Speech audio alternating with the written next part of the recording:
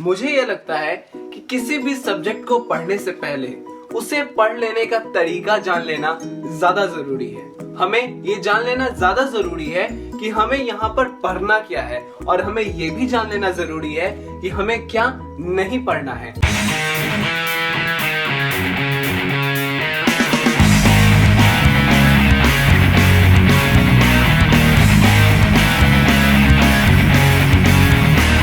Welcome to biology in blood. This is Shubham Shrivastava और आज का जो हमारा डिस्कशन होने वाला है ये होगा वे ऑफ स्टडिंग के ऊपर, जहां हम ये देखेंगे कि जो कुछ भी हम पढ़ रहे हैं क्या सच में उसे हम पढ़ रहे हैं, क्या हमारा पढ़ने का तरीका सही है या नहीं।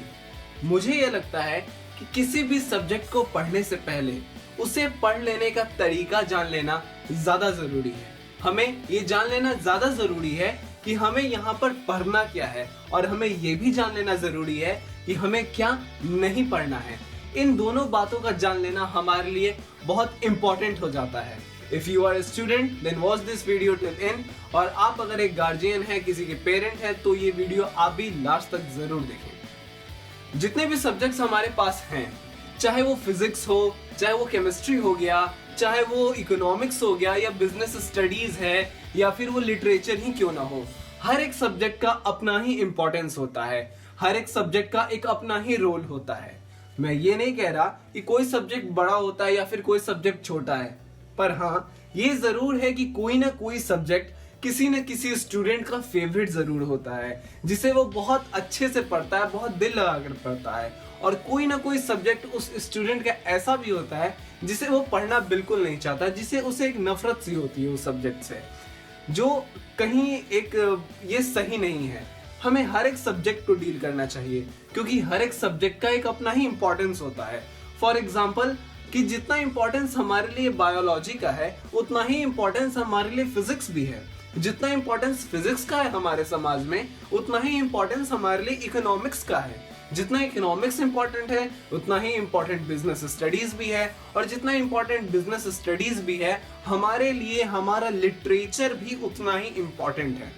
तो इससे ये बात क्लियर होती है कि हमें हर एक सब्जेक्ट का कम से कम बेसिक्स तो जरूर जानना चाहिए। हमें हर एक सब्जेक्ट से डील करना चाहिए। फिर सवाल ये उठ जाएगा कि हमें उन सब्जेक्ट्स में इंटरेस्ट ही नहीं है तो हम उसे पढ़े कैसे हैं। तो भाई उसे पढ़ने का एक सिंपल सा सॉल्यूशन ये है कि अपने अंदर एक ऐसे पावर को जनरेट करना है। हमें इस रियल वर्ल्ड से निकल करके एक इमेजिनेशन की दुनिया में कदम रखना है। हमें सिर्फ अपने एक कुर्सी के सामने टेबल, और टेबल के ऊपर एक किताब है, उस किताब को नहीं पढ़ना है। ये रियल वर्ल्ड हो गया। इस वर्ल्ड से निकल करके थोड़ा बाहर की ओर जाना है। हमें उस इमेजिनेशन के वर्ल्ड में जाना है जहां पे हम सब कुछ, सारी चीजों को हम प्रैक्टिकली समझ सके। फॉर एग्जांपल कि अगर कोई बंदा बायोलॉजी ही पढ़ रहा है, बायोलॉजी में वो ह्यूमन डाइजेस्टिव सिस्टम पढ़ रहा है, तो उसको इस तरीके से इमेजिन करना है कि वो अगर एक कदम बढ़ा रहा है तो उसे सामने लीवर से मुलाकात हो रही है, वो एक कदम पीछे की ओर लेता है तो उसे स्टमक से मुलाकात होती है, वो ऊपर की ओर देख रहा है तो उसे फूड पाइप दिखता है, वो नीचे की ओर देखे तो उसे स्मॉल इंटेस्टाइन, लार्ज इंटेस्टाइन, इस तरीके की चीजें मिले, और इसके अलावा उसके पास और कुछ भी ना हो।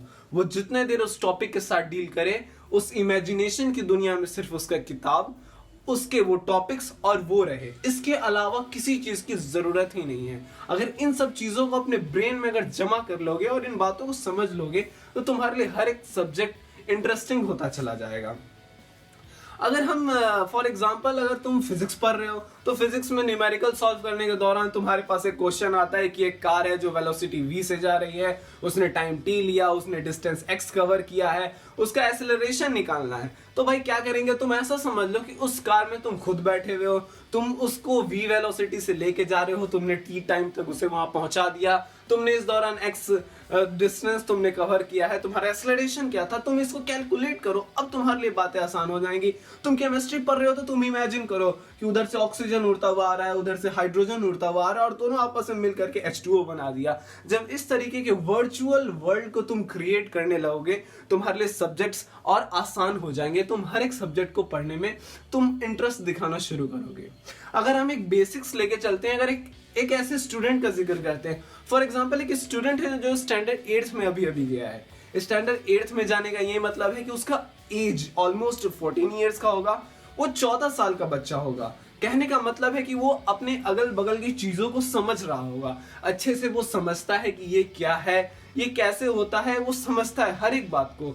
उसके अंदर इतनी कैपेसिटी आ जाती है कि अपने बुक्स में लिखे बातों को वो इमेज के रूप में अपने ब्रेन में क्रिएट करना शुरू कर देता है, वो बातों को समझने लगता है। लेकिन अगर एक छोटे बच्चे को देखें जो अभी अभी नर्सरी में है, वो शायद इतना नहीं इमेज बना पाता। हाँ, उन बच्चों को समझने की कैपेसिटी उनमें ज्यादा होती है, वो बातों को कैप्चर बहुत स्पीड में करते हैं, लेकिन उनके अंदर इमेजिनेशन पावर उतना नहीं होता है। इमेजिनेशन पावर उतना नहीं होने से उनके लिए बातों को समझना भले ही मुश्किल हो जाता है। तो यहाँ पर उनके पेरेंट्स का रोल सामने आता है। पेरेंट्स को चाहिए कि उन बच्चों के बुक्स को उठाएं और खुद रीड करें। खुद रीड करने के बाद उन बुक्स में लिखी बातों का इमेज अपने अंदर बनाएं, अपने ब्रेन में बनाएं, और उस इमेज को फिर एक इन्वायरमेंट के रूप में उस बच्चे के चारों तरफ रख दें। इससे क्या होगा, उस बच्चे को एक ऐसा इन्वायरमेंट मिलेगा जिसमें उसे इमेजिनेशन की पावर बढ़ाने में उसे आसानी होगी, वो बातों को समझने लगेगा। इसी प्रिंसिपल का यूज करते हैं हमारे प्ले स्कूल्स। जितने भी प्ले स्कूल्स हैं वो क्या करते हैं, एक ऐसा इन्वायरमेंट क्रिएट करके देते हैं ताकि बच्चों को समझ में आए, उसका ब्रेन का विकास हो। ऐसा करने से हमारे समाज में सिर्फ किताबी कीड़ों का नहीं, हमारे समाज में एक इनोवेटिव ब्रेन्स की एक ऐसी भीड़ जमा होगी जो हमारे देश को एक नई ऊंचाइयों तक ले जाने में बहुत मदद करने वाली है। ये तो हो गई कुछ बच्चों की बात। अगर हम सीनियर क्लास की ओर चलें, फॉर एग्जाम्पल अगर कोई बंदा क्लास 8 से क्लास 9 में जा रहा है, तो उस दौरान उसे लिटरेचर में कुछ ऑप्शंस सेलेक्ट करने पड़ते हैं कि उसे हिंदी पढ़ना है या उसे संस्कृत पढ़ना है या उसे उर्दू लेना है। ये उसका अपना चॉइस है, जो भी सब्जेक्ट उसे पसंद है वो सब्जेक्ट लेकर के वो आगे बढ़ता है। आगे बढ़ने के बाद जब वो 9th में है, वो 10th में गया, 10th के बाद जब वो 11th में जा रहा होता है, तो उसे अपना अपना अलग अलग स्ट्रीम सेलेक्ट करना पड़ता है कि उसे साइंस लेना है या फिर वो कॉमर्स लेगा या फिर वो आर्ट्स लेगा। साइंस में भी वो PCM लेता है या PCB लेता है। अक्सर ये देखने को मिला है कि जो बंदा PCM लेता है वो बायो से नहीं है, उसको बायो से कोई मतलब ही नहीं होता, वो बायो की तरफ देखता भी नहीं है। या फिर कोई बंदा अगर कॉमर्स लिया है तो वो बायो की तरफ नहीं देखता है, या फिर कोई बंदा है जो बायो लिया है तो कॉमर्स की तरफ ध्यान नहीं देता है। क्या ये सही है? ये सही बिल्कुल भी नहीं है। हमें हर एक सब्जेक्ट की तरफ अपना एक बेसिक ज्ञान लेना बहुत जरूरी है। क्या ऐसा मुमकिन है कि जो बच्चा कॉमर्स ले रहा है वो कभी बीमार नहीं पड़ेगा? वो कभी बीमार नहीं पड़ेगा, उसे कभी बायो की जरूरत नहीं पड़ेगी? या फिर कोई एक ऐसा बच्चा है जो बायो ले रहा है और वो कभी इनकम नहीं करेगा? क्या उसे इकोनॉमिक्स की नॉलेज होने की जरूरत है या नहीं है? उसे इकोनॉमिक्स की भी जरूरत है, एक इकोनॉमिक्स वाले को बायो की भी जरूरत है। मतलब हर एक सब्जेक्ट वालों को एक दूसरे की जरूरत है। हर एक बंदे को म्यूजिक पसंद होता है, हर एक बंदा मूवी देखना चाहता है। ये क्या है? ये आर्ट्स में आता है। लिटरेचर बहुत लोगों को पसंद है, चाहे वो साइंस वाले हो या कॉमर्स वाले हो, नॉवेल पढ़ना उन्हें पसंद है। तो हर एक सब्जेक्ट एक दूसरे में इंपॉर्टेंट है। तो मेरे कहने का यही मतलब है कि हर एक सब्जेक्ट को इंपॉर्टेंस देना जरूरी हो जाता है, हर एक सब्जेक्ट को एक दूसरे से डील करके चलना जरूरी है। तो वे ऑफ स्टडिंग का यही मूल मंत्र है कि पहला, कि हमें किसी भी सब्जेक्ट को इग्नोर नहीं करना है, हमें हर एक सब्जेक्ट को इंपॉर्टेंस देते हुए चलना है। एंड सेकेंड थिंग इज कि हमें अपने अंदर इमेजिनेशन पावर को बिल्डअप करना है, हमें अपने अंदर इमेजिनेशन पावर को बूस्ट अप करना है। अगर हम इन दो चीजों को ले लेते हैं अपने साथ, तो हमारा जो पढ़ने का स्टाइल है, हमारा वे ऑफ स्टडिंग है, ये कुछ इंप्रूव हो जाएगा, हम काफी आगे तक जा पाएंगे। उम्मीद है कि तुम्हें ये कुछ समझ में आया होगा। ये वीडियो अगर तुम्हें पसंद आई हो तो इसे प्लीज लाइक करना, अपने व्यूज को नीचे कमेंट करना कि तुम क्या सोचते हो इस टॉपिक के ऊपर। इसके बाद अगर तुम्हें ये अच्छा लगे तो इसे शेयर जरूर करना और सब्सक्राइब भी जरूर कर देना। तब तक के लिए ऑल द बेस्ट।